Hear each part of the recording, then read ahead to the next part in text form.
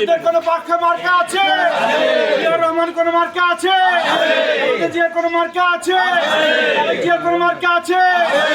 যে কোন মার্কা আছে? সবাই বলো, সবাই বলো, হিন্দু বলে, মুসলিম বলে, খ্রিস্টান বলে, বৌদ্ধ বলে, সবার মার্কা, সবার মার্কা।